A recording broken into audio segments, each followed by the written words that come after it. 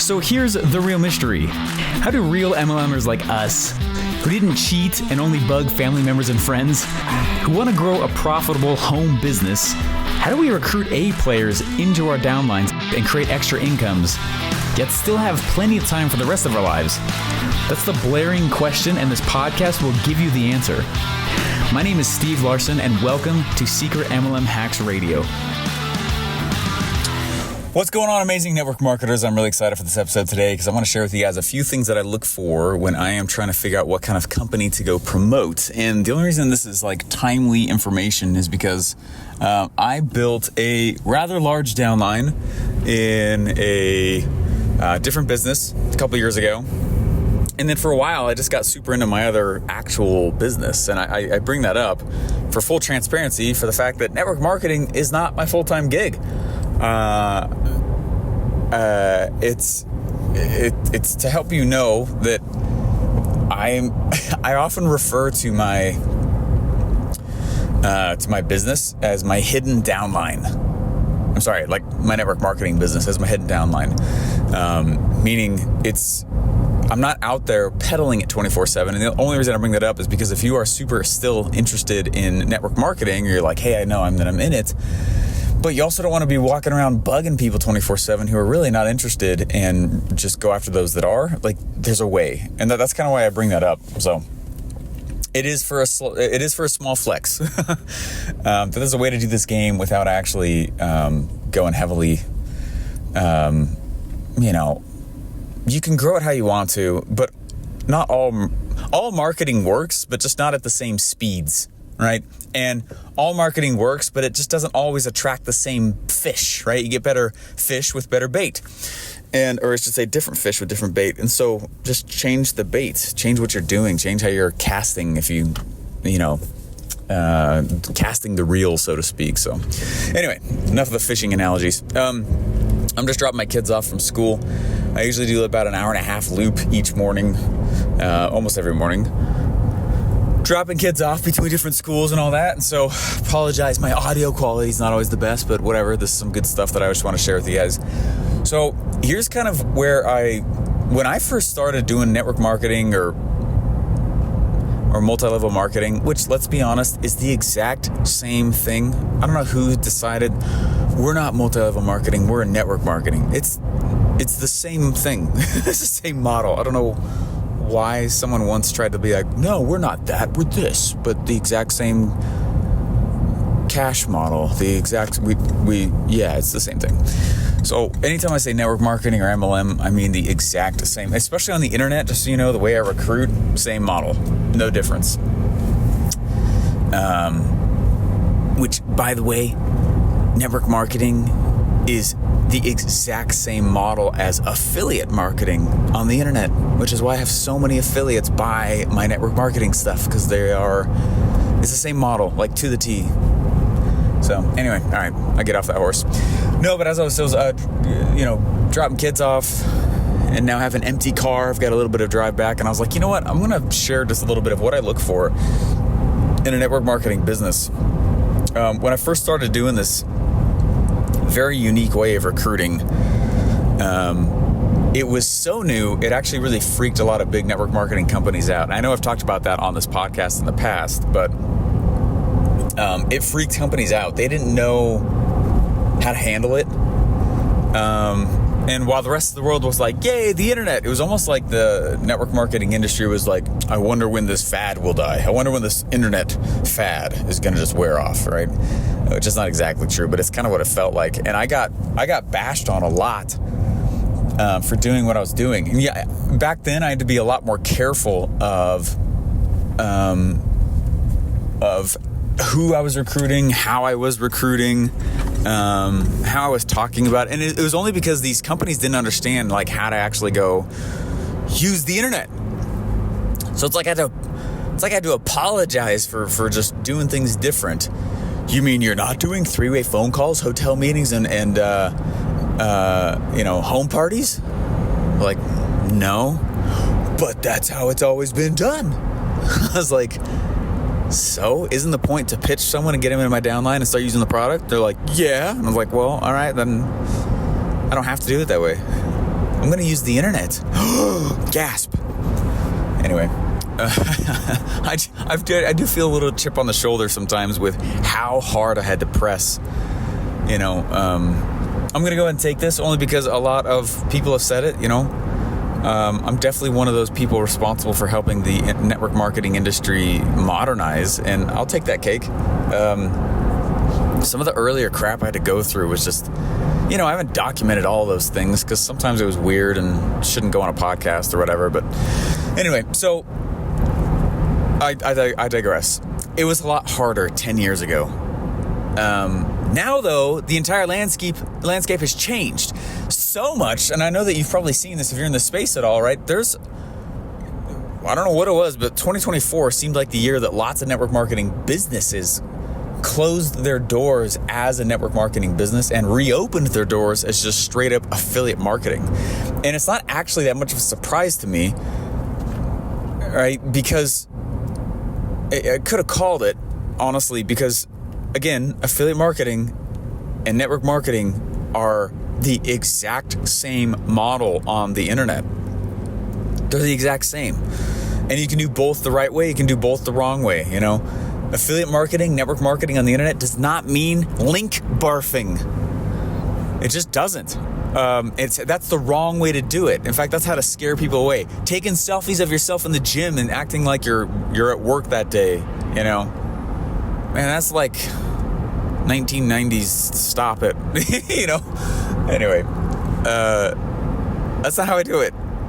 That's not how I do it. Most people don't even know that I'm in network marketing. So anyway, just trying to give you a little bit of a history as I kind of walk through like what I look for in a network marketing business to go and choose one, because no, they're not created equally. And I don't just mean because of the comp plan. Now, what I'm going to say real fast is what I look for, and a lot of it is based on criteria that was created or at least was necessary 10 years ago. But it's not always this. It's a lot easier to be in network marketing and use the internet today. A lot easier. Back when I got started, most network marketing businesses didn't even want you to say their name on the internet, which was so dumb. Like, why won't you let me even just say your name on Facebook? I can't even say your name. And they're like, no. Like, well, we don't want Facebook to totally blacklist us. It's like, all right, cool. Like, I get it. But a lot of the landscape has shifted. Also, my strategies have heavily shifted, where I don't need to say the name of the network marketing business to still recruit. And if that sounds backwards, it's actually really cool. It's really cool. It works really well. Anyway, the answer's awesome. If you don't know what I'm talking about, you need to go to secretmlmhacks.com and just check it out. So, or moderndownline.com. Anyway, so what I look for is a few things. Number one, they need to be willing to let me mention their name on the internet. And those exist, by the way. If you're like, companies don't let me do that. No, that means your company doesn't. And, if I'm going to go out, I'm going to take the risk. Like, think about what you have to do to go be successful in network marketing, right? You're going to learn a little bit about the product, right? Hopefully. You're going to go and learn the comp plan. But then besides that, there's not a network marketing business I've been in that doesn't have its own lingo, so that you got some vocab to learn. You got some somewhat almost like tribal knowledge to go through. Then you're going to learn when their events are. You're going to learn who's the who's are. You're going to learn the different award structures. Right. Besides the product itself, there's a lot of cultural stuff to go through to like become indoctrinated enough in a network marketing business to be effective. And rightfully so. It's a big decision. And so I think I did an episode on this like a long time ago. Enough people had said my network marketing business doesn't let me do that I was like, I have to share with you how I choose one in the first place. Because first of all, your business probably does let you do what I'm doing. And they just had the boogeyman installed on them, number one. Number two, the landscape has changed, and I have a harder time finding a business that doesn't let me do my unique approach now. Like most let you do it now. So, in fact, I was on with a it was last year, beginning of last year. I was on the phone. I think that was last year. Holy cow, time moves fast.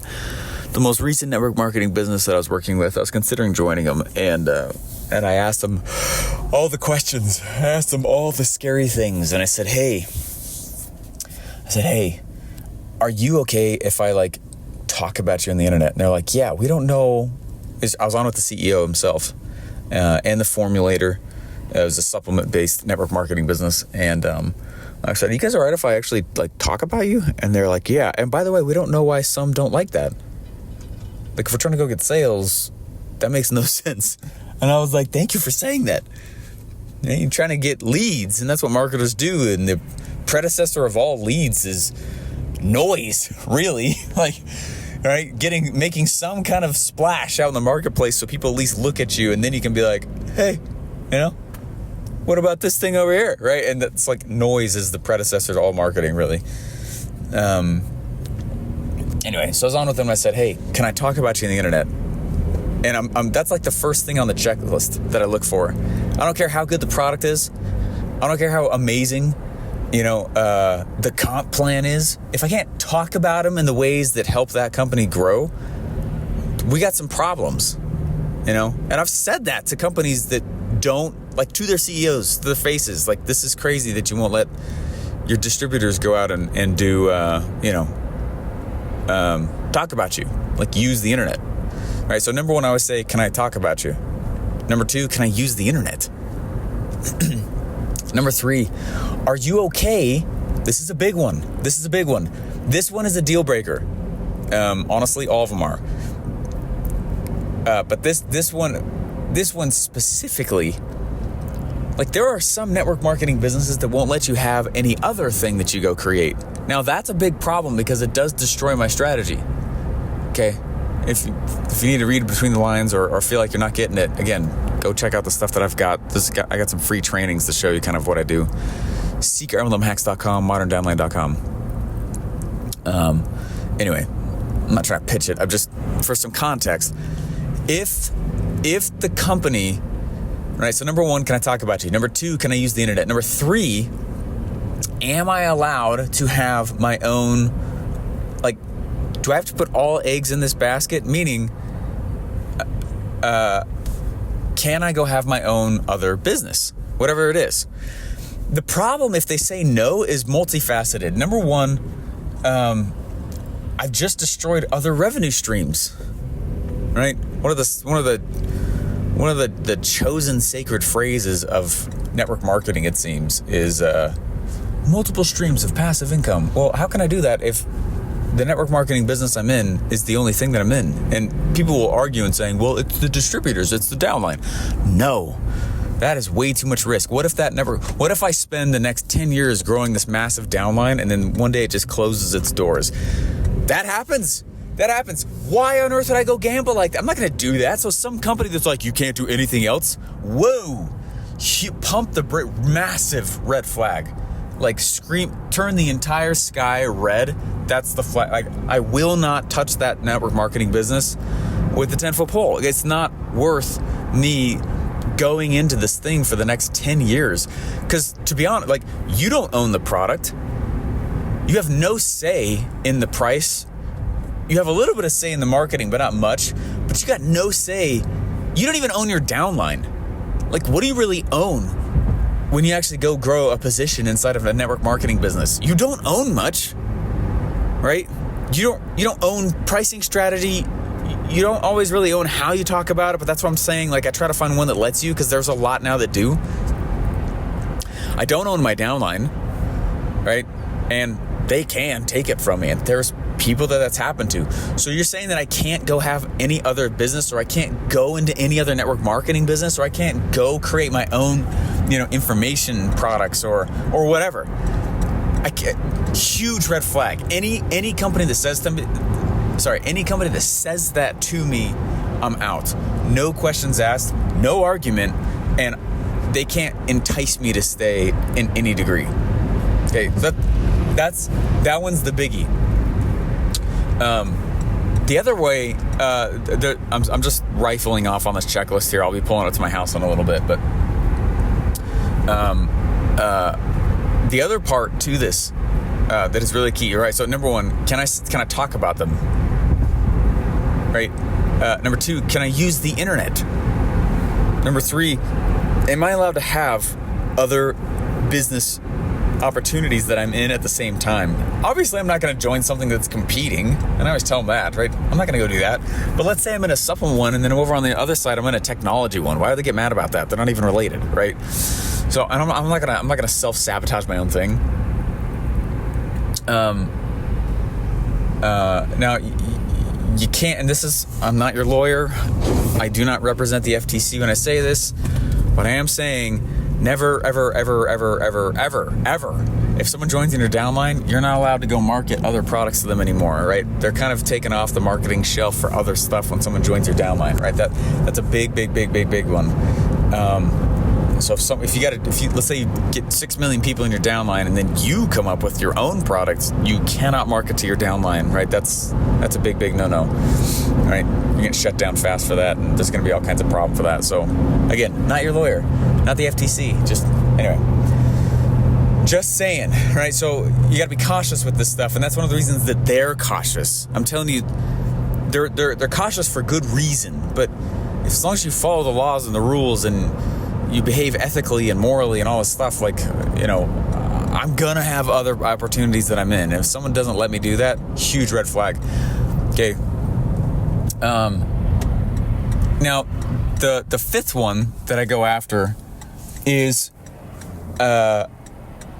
also a big one, and it's part of my strategy.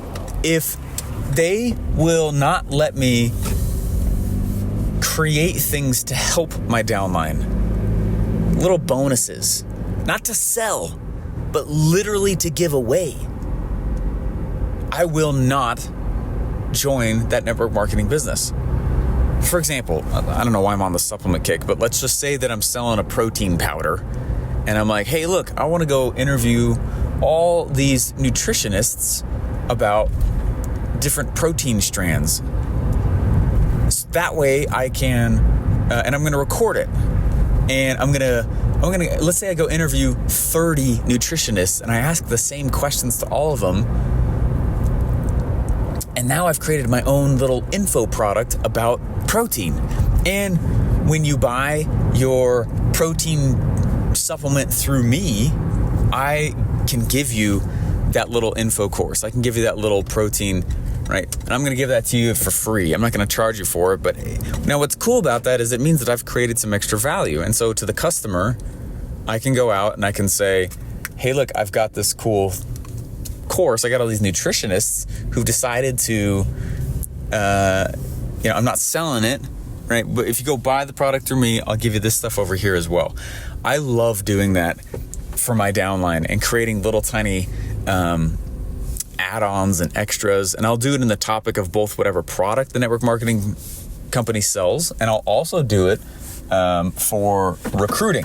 Like, hey, I decided that I would create some extra marketing assets and sales things for you to arm my downline with more recruiting and lead gen tools than the network marketing company usually gives organically. Does that make sense? If a company doesn't let me do that, I will not join them. Some do, some don't. Again, almost everybody's down with that kind of stuff now, right? And then I'll say, was that number 5? The sixth one, though, is a huge one also. And these are all deal breakers on whether or not I'll literally join someone. And these are just off the top of my head, but these are the big ones. And having consulted with and chatted with probably a dozen CEOs, like face to face. In fact, for a long time, network marketing CEOs were my number one consulting client. Like, I consulted a lot of network marketing companies, and it was cool because I got to learn like a lot of their legal teams and meet their legal teams, and like, here's where we're trying to, hey, we're excited about what you're saying here, but make sure this, because here's the law and there's the law, blah blah blah. And then I'd meet their formulators or whoever it was, and they'd be like, hey, you do this, do that, but not that. And it really got me a really cool handle and grasp on the landscape of everything. So handle on the landscape. All right, but here's the next one. If a network marketing business will not let me build my own personal brand, I'm done. I'm out. 0 questions asked. Will not. And if they're like trying to like bend their own culture to make an exception for me on any of these, I'm out, because it means that I'm going to be the guinea pig, quote unquote, in their eyes for any of these strategies. And so I'm out. Why would I gamble my future cash flow with a business that has never had anybody go actually like have a personal brand, right? Like build up, I have a podcast called Steve J. Larson. My name, right? If I can't, some companies, it's not as common anymore, but 10 years ago, it was super common. They're like, why do you want to go build up your own brand? It's like, because I'm allowed to. Because I don't, let's just say 15 years from now, you as a company don't exist. It's going to be easier for me because I'll build up some level of influence on my own. Let's say you as a company, and I'm just talking worst case scenario here, but let's talk it, because some of the biggest businesses in this space closed doors over the last 10 years. And you probably can think of some of them. And I'm not trying to like throw the boogeyman out there, but I am trying to talk real. I'm trying to talk very, very organic on the fact that, like, look, if I don't go grow my own brand, if I don't go grow my own list, if I don't grow my own influence, that company could close its doors without any warning, and all my work is down the drain because I don't own my downline. How do I, right? Maybe I have their phone numbers, but let's say I literally grow a downline that's big, like good sized. Let's say you get 1,000 people in your downline, which is kind of what you need statistically to like have it start growing on its own, by the way.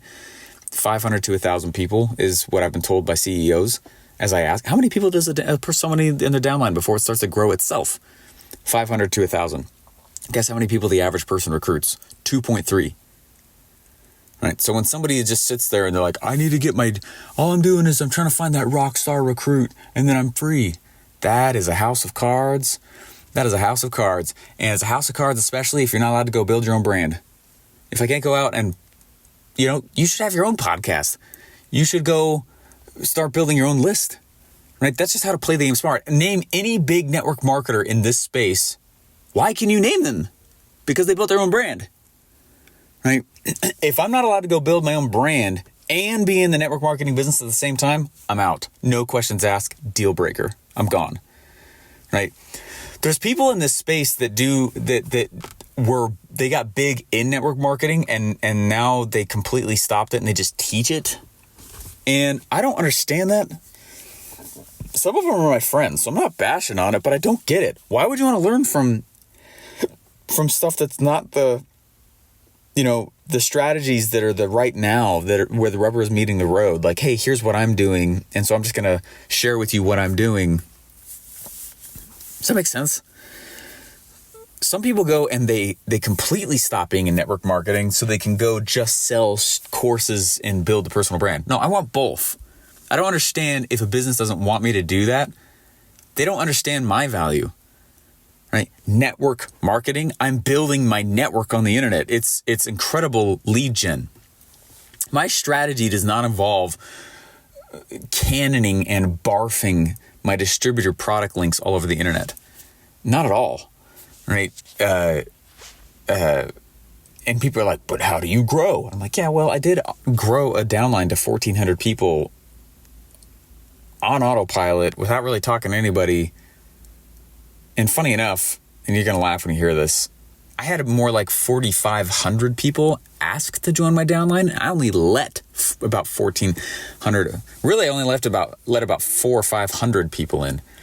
And then it just took off from there and they saw it, anyway. So that's kind of what happened. So when people are like, but how can you do that? I did do that. And so I'm, again, if you're like, I don't understand how this works, go check out those .coms I was talking about, because I show it. I teach it right there. Podcast is not the great platform. I'm so visual. I have a little presentation with slides so you can see like, oh, that's how he does it. So anyway, those are like the major red flags. Those are the huge red flags. I don't know if I can remember all of them in order, but if I can't talk about them, if I can't use the internet, right? If I can't create little bonuses or extra things for the product or for my recruiting efforts, I'm definitely not going to. I think I'm skipping one.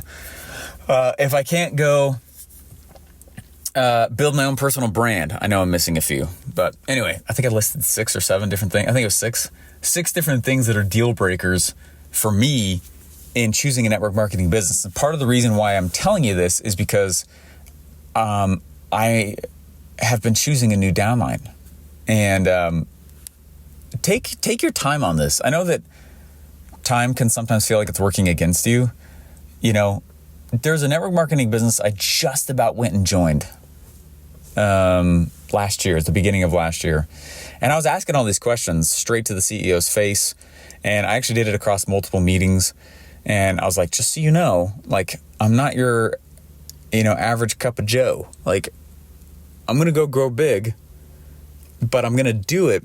I mean, I literally have tons of people, and some of them are you guys, and I'm very flattered by it, that send me messages on social media.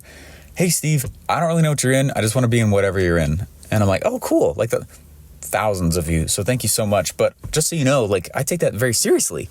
I'm not just going to go drop anchor on something I haven't done all this research on, right? And I do a lot of heavy research before I go plant a flag, because don't plant a flag that you can't imagine not being a part of for at least the next 10 years, right? Like, and then going all in. And just like, I used to do a lot of backpacking growing up. It's funny, I just pulled into my garage and I saw a bunch of backpacking equipment. So forgive the impromptu analogy, but that's where it's coming from. I'm looking at backpacking stuff. I did a lot of backpacking growing up, and you cannot climb 2 mountains at the same time, right? No one has ever done it. It's never going to happen. And so that's also what's funny, though, when I do see people who are like, I'm going to join every network marketing business that I possibly physically can. It's like, why? Right? So when I go all in, I'm not saying you can't be a part of multiple ones. Okay, but,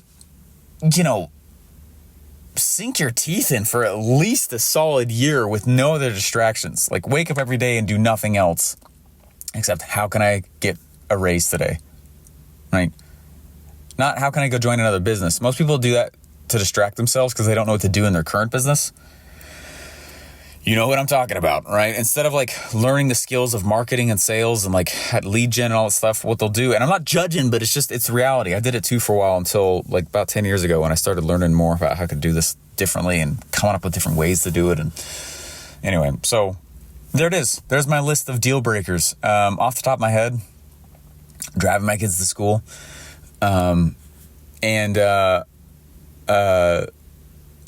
I'm really, really, really excited because I think I found it.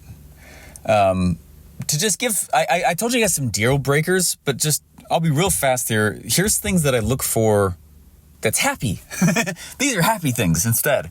So to go the total opposite, I like to choose network marketing businesses, and most network marketing businesses are network marketing businesses because of this, but some aren't, which has always surprised me because they're more like an affiliate structure, which maybe is why they close their doors as a network marketing.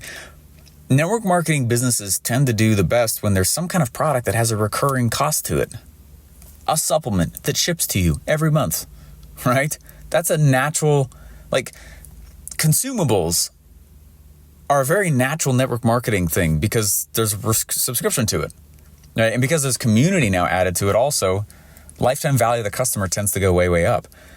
All right, I've been on subscription with some products on Amazon, but there's no community around it. And so I don't have like an emotional tie to it.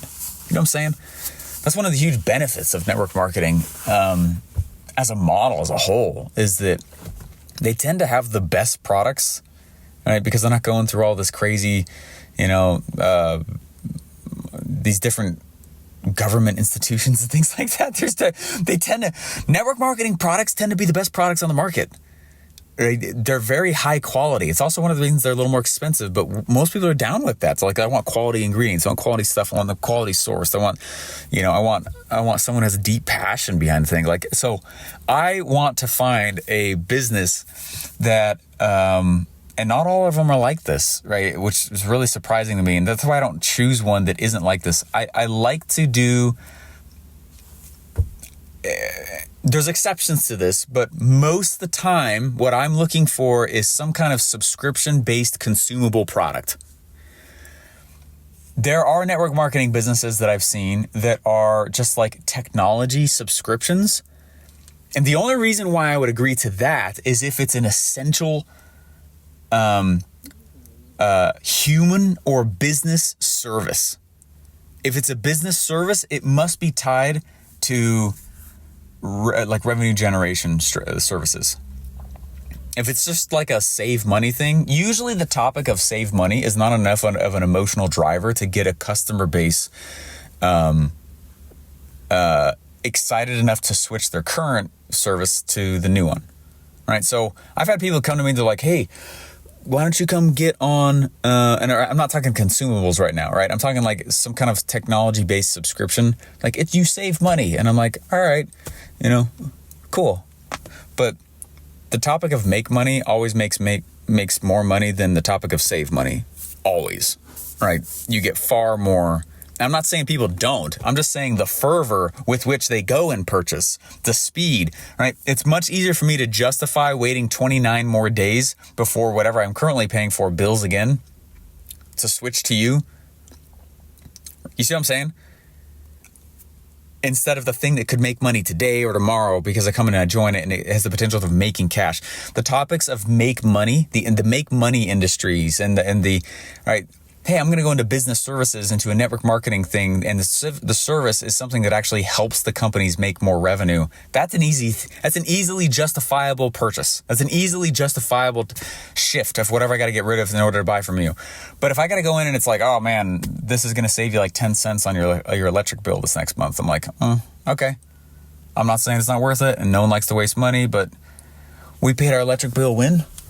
Oh, yesterday? All right, well, hey, I'll circle back in 29 days. I got to go focus on the make money things in my life, like the save money. You see what I'm saying? It's very easy. So I had several people who've come to me and they're like, hey, this is going to save you a lot of money on some kind of technology-based subscription. And I'm like, well, cool. All right, notice the emotional driver is just not as there.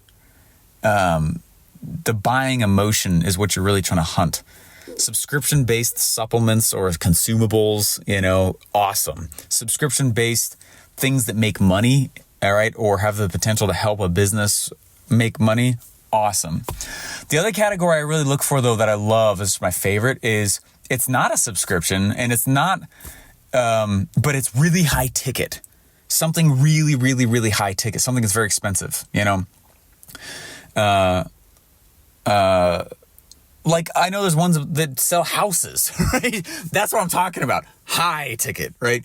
And what's beautiful about that is that the transaction volume is low, but when something does sell, it kind of takes care of your year, right? So that's the other one that I really, really look for. In fact, those are some of the same tricks that I do for normal businesses that are not network marketing. When I'm consulting them, 7, 8, or even 9-figure companies that have brought me in, they're like, we need to make more money. I'm like, cool, that's my job. That's what I do. That's what I am in my in my real business. Is I'm a consultant. I'm a customer acquisition consultant using online strategies. And what I go do is I help them make more money. And a lot of times they they come up with something that is like, we got this cool new product that's going to change everything, And I'm like, cool. Is it a one-off purchase? They're like, yeah, but you only have to buy it one time. And I'm like, that's cool for them. That's not great for you. Like, how can we turn it into something that's subscription-based? How can we turn it into something that's so valuable they would want to keep paying for it? Or how can we increase the lifetime value of the customer instead of something that's just in the moment? I understand the strategy of asking someone to buy something that's a one-off so that you can just get them on the books, wow them. I get that. But what I've been talking about more is more along the lines of like, hey, there are certain business, not all cash is created equal in business. And there are certain models that are easier to get big with. One of the things that I do, here's some free consulting for you guys. One of the things I do is I looked like, it's kind of like a checklist of what types of offers the business is missing. They're usually missing some sort of subscription business. So I did that for like the first 6 years. It's hell to not have any kind of subscription in your business because it means you're finding a new customer every single month, right? You end up building a a one-off cash flow model on top of a recurring cost model, and it just leads to burnout every time. If not immediately, then several years from now. It's just subscription is king, right? That's one of the boxes I help companies check. And then another box, I'm not saying all of them, but I am, just as an example, another box that I am like, hey, you're missing something that's really high ticket in this business, right? People will pay for that if it's the right thing. And so combining one-off purchases with subscription businesses with something that's high ticket super secures a company. Well, the same thing is true when I go back to network marketing. I start looking in there and I go, wow, what are you guys missing in here? It's like, I'm not going to go build a house of cards with a network marketing business that doesn't have certain of these elements as well, right? Because again, I don't own the product. I don't own my downline. I have no say in the product. I really don't have any say in the marketing. They could change all this messaging. They could go woke. They could go broke. They could, right? How can I stack all cards in my favor in terms of the business that I'm going to go out and choose to be a distributor for? They are not created equally. And I will absolutely judge. I'm going to judge. I'm going to be very judicial whatever business I'm going to go into, because I want a 10-year lens at a minimum, right? And so that's why I'm like, here's the deal breakers, number one.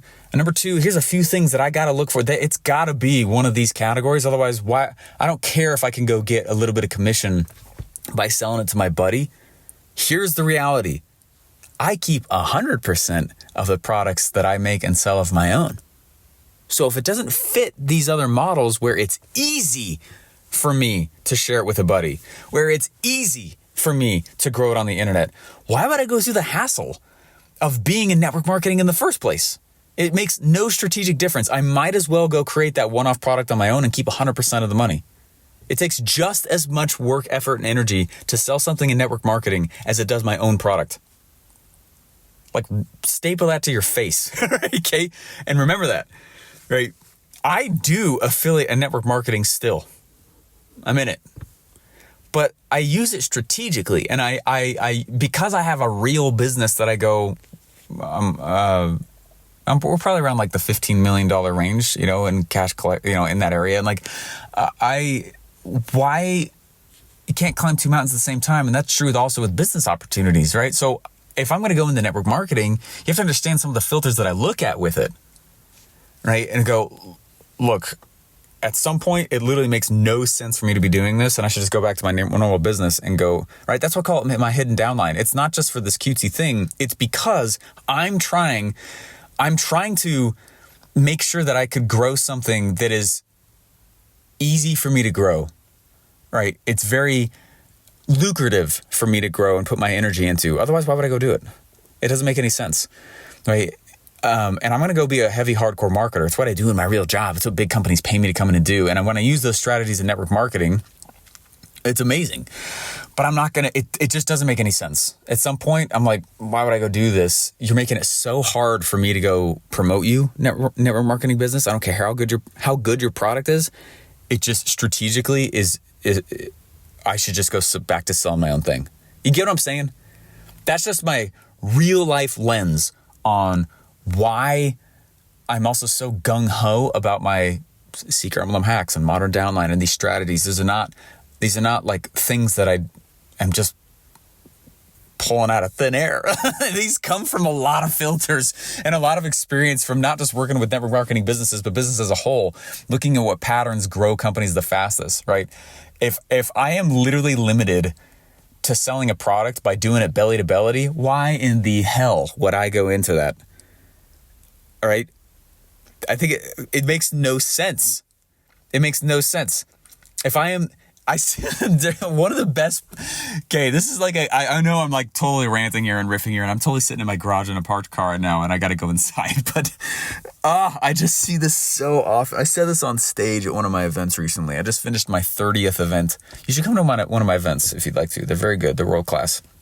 I will not waste your time because I won't waste mine. This is like the cliche spot that entrepreneurs get stuck in companies outside of network marketing. Okay, this is how it always starts. The brand new business and business owner has an idea, and they go out and they're full of passion, right? And their passion is they build the product, they build the offer. Their passion feels boundless, and their passion is actually so strong. People can feel it. And it actually is that's why people are buying. But as they're getting the initial sales, they're getting the initial, buyers coming on in, they start to realize that, wow, business is actually a team sport.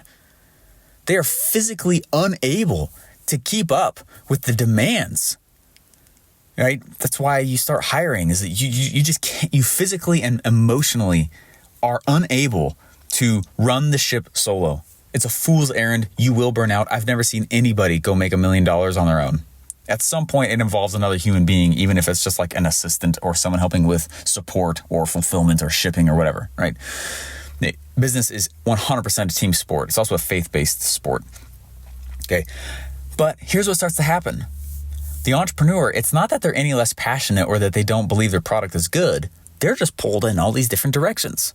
And so they start bringing in a salesperson, or they start going and bringing in a fulfillment person.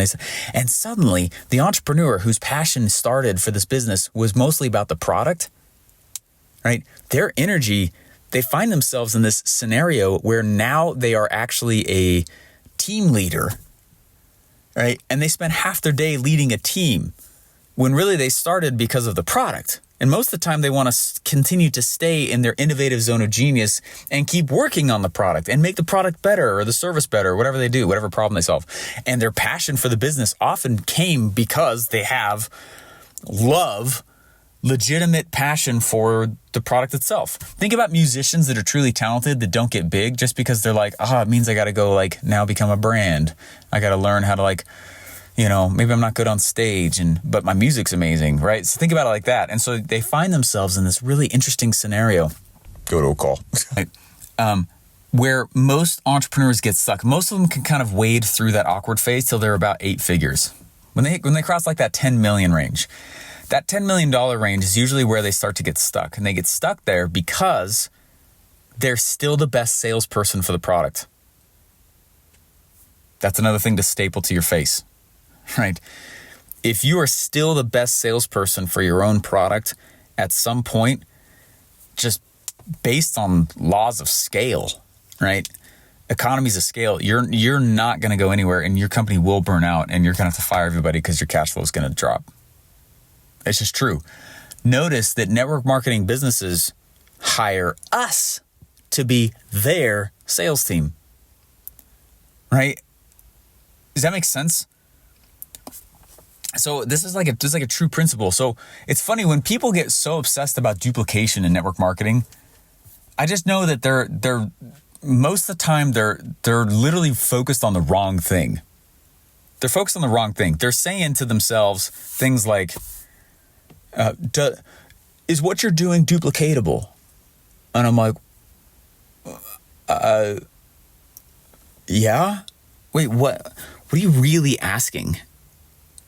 Right? It's almost like the smoke screen and the smoke phrase that people toss out to just throw away what I'm doing as if it doesn't work, which is really funny. Is it duplicatable? And I'm like, yeah, for one reason. I stopped trying to duplicate a person. There's only one me. There's only one you. Stop trying to duplicate yourself. You are not duplicatable. It's the wrong thing to try to duplicate. Okay? What you can duplicate is a system. Right? A system is multiple processes that create leverage. That's really all it is, right? It is, and I heard this from a colleague of mine the other day, which I thought was a really good way to say it. Leverage is, I'm going to botch it a little bit. It basically said leverage is singular output from multiple inputs. Meaning if you cannot take whatever task you're going for and spread it out, all right, you're not going to have leverage. Anyway, I'm getting too in the weeds of this stuff. But one of the things that I want you just to think about with network marketing is the whole duplication conversation that people have is a fool's errand because they're like, does it duplicate? Does it duplicate? Does it duplicate? Before they even know if it works. So you can't stop being so obsessed with duplication, right? It's like trying to automate something out of the gate. We don't do that. The reason why I have all my clients do everything manually for the first usually 6 months is because if you just try to automate something out of the gates, you could be automating garbage, right? So people will throw the baby out with the bathwater and they'll be like, hey, look, I'm not even going to try that system because I don't even know if it duplicates. Well, it works. I've had literally thousands of people use this process. and recruit tens of thousands of people with these pieces. And I had a whole network marketing business shut down their training program and rebuild based off of they told me. And I was actually very flattered by it. I was like, I don't care. Let's go change the industry together, right? Now they bought my stuff and they did it the right way. They didn't steal anything from me. They involved me in certain things too, which is cool. But like, whatever. Like, anyway, I'm getting a little bit off point here. I just want you guys to understand more of where my mindset goes when I say, here's the deal breakers on network marketing business, because they are not created equally. They do not have the same cultures, and they do not always have the same futurist lens. And some of them are not in the modern era yet, which is really weird. And so there's the deal breakers, but then there's also the things that stack cards in my favor. And then part of why I'm talking about systems is because I stopped trying to go find like this rock star recruit, which is a totally different mentality than we're taught in network marketing. Right? I remember when someone first said that to me, they're like, well, all you got to do is you got to go find this rock star recruit. I was like, really? I was like, huh. And it makes sense until you realize it makes no sense. You tell me I got to get 500 people in my downline for this thing to really take off. I got to change my system, because right now my system can recruit only maybe, if I'm going like hard, a couple people a month. If I'm going hard with this belly to belly method, right? And I'm still the point of leverage. And I was like, I was like, something's wrong with the system. And you cannot change a system when you're still a member of it. So I was like, I got to remove myself here. We got to create a different system that has leverage in it. How can I pitch the size of a neighborhood every day, right? And change the bait so that they're coming to me? How can I go and, because just based on literal numbers, I'm not going to be able to go. It's going to take 10 years for me just to even get 500 people. And at that point, I'm like, it literally makes more sense for you to go build your own product and just sell it. Keep 100% of the money instead of like 10 to 20% of it, right? You're a salesperson. I'm a marketer. No, I pay my salespeople 10%. Okay. And the only difference is I'm generating the leads for them. But even when I'm not, they know how to hunt leads. They hunt leads on their own. Network marketers are not marketers, they're network salesmen, right? Until they learn marketing, you're in sales. That's why you have to go belly to belly. You don't know how to get leads. That's the other reason that I'm saying this with such passion, is like, these are the things that I look for. And if I can't stack these things in my favor, why on earth would I go into that network marketing business as a whole? It makes no sense on my time. The opportunity cost and what I could be doing with my time is through the roof, right? I'm stacking all cards in my favor. So if a network marketing business doesn't actually want me to market, and instead what they want me to do is network sell, I don't join them. I don't even consider. I'm gone. Because I don't even try to change their minds, because I know that they are so indoctrinated in like, this is the way it's been, therefore it's the way it should always be, that it's not even worth my time to try and change their brains on it, right? I'm looking for modern downlines. That's why I call it modern downline, right? People who understand that we still can go get multi-tiered commissions on selling products, but are you okay if I actually go market? Right? Isn't it funny that multi-level marketing, network marketing, doesn't understand marketing? Marketing is not selling. They're two different things. The only way that you're taught to market in network marketing is by using the people on your phone, right? The people on your Facebook friends list. And I'm not saying that's not marketing, but that's like assuming that everybody is a potential customer. And that's just not true either. And that's one of the lies of the network marketing space. All you got to do is get the product in front of someone. The product's so good it sells itself. Garbage. That doesn't work in the normal business space. Why do we try to believe in network marketing? And so by taking a consulting to these massive companies lens and actually been bringing it back to what I do in network marketing, it's actually really helped crystallize what we need to do. It's not as hard as you think, but it does take a mindset shift. Is it any surprise that those who are successful literally think differently than those who are not successful? It's not a surprise. They got a different software running up there. And I'm trying to share with you, like, if you look at anybody who's big in network marketing, they either stopped building and they just became a personal brand, or they're doing a blend of what I'm talking about right here. They built their own marketing and lead gen systems. That's what Secret MLM Hacks and Modern Downline teaches, how to do that, right? They possibly built their own sales team. I don't necessarily mean their downline. If you think about it, your upline and downline is your competition. There's some things to rebuild, reshift. There's some things to think through. You got to change the furniture in your head, the way you think about network marketing, all right? we're all in a team together. No, they are your competition. And if you can't tell, if let's say you and someone from your downline is in front of a customer and you can't tell that customer why they should buy from you versus the other person, right? You're missing marketing. Well, they should buy from me because I got the lead first. Okay, maybe. That's not really a great reason. To the customer, it makes no difference on who they buy from. They get the exact same thing. So you're trying to tell me that your upline and downline are not your competition? They are. I'm not saying to not build a huge downline. You should. But they're not your sales team, right? They're also not your marketers. You got to do that stuff on your own. This is how you create freakish leverage, right? Do you have an onboarding process that's different than your actual network marketing one? You need one. This is the stuff that I teach and go through. It's a completely different way to think about it. And I know if you've been listening to this podcast in any amount of time, I was really, really hypey back in the day. Whatever. I love the energy. And I'm still a little bit, whatever. But hey, it's important to understand. And it's important to understand if you take actual business principles from the larger business space and bring them back into network marketing, this game actually gets a lot less feeling like a gamble. This game gets a lot easier. It crystallizes. It gets clearer. It actually becomes a real asset, right? I hate it when people call network marketing their side hustle. Cut it out. Make it your only hustle, right? The way you do that, you might as well call it a hobby. There was a girl. I remember this. It's 10 years ago, and I had been going through all these pieces of all these epiphanies, and I was like, wow, I got to treat this game totally different than I'm being told. I'm still sold on the overall mission and the concept, but I got to do it way different if I'm going to get wildly different results. Because that guy over there keeps telling me this is a passive income stream, but I'm watching him work 60-hour weeks. He's always on call because someone in his upline or downline is crying, and he's tied to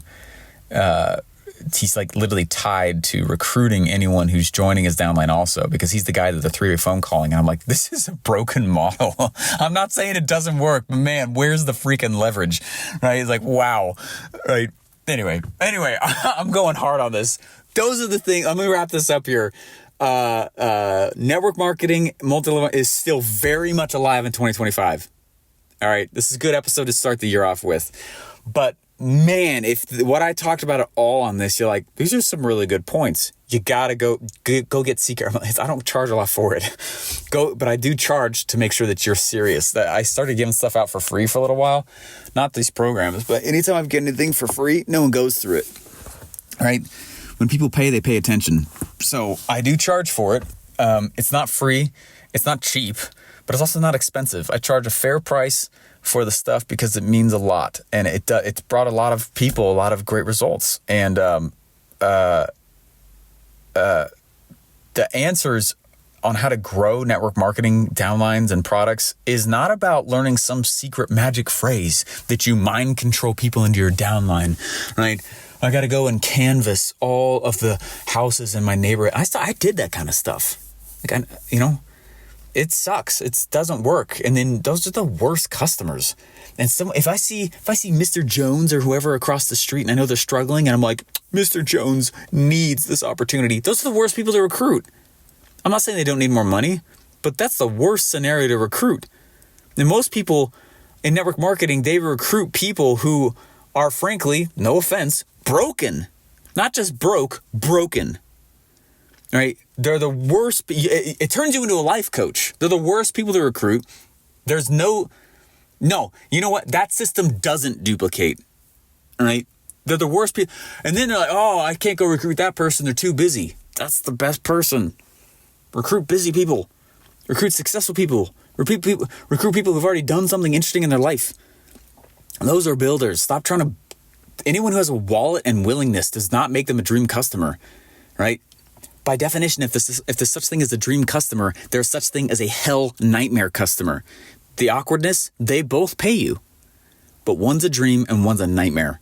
right? You got to learn how to do this stuff different, man. You got to learn how to go and create leverage. You got to learn how to talk to the right people. You got to learn how to create systems and processes and build it like a real business owner instead of someone who's like, oh, it's my side hustle. It's my side hobby. And it's not hard once you get it. Okay. But no one teaches it, right? And that's part of the reason why I keep bringing a toe back into the network marketing space to be like, hey, look, I love this industry. I love this market. It's where I got my start. It's where I first cut my teeth. It's where I first learned to do pitches and all. And I did it the wrong way, but I still have love for it. And I still know that it still works. But man, doing it the way that they teach, no. Like hard no. Massive pass. You can't convince me. Any amount. I've had network marketing companies try to offer really obscure, massive commission compensation plans, but they won't let me they break all the rules of the things that I said in this episode. And I'm like, I'll just go run my real company. I mean, why would I, right?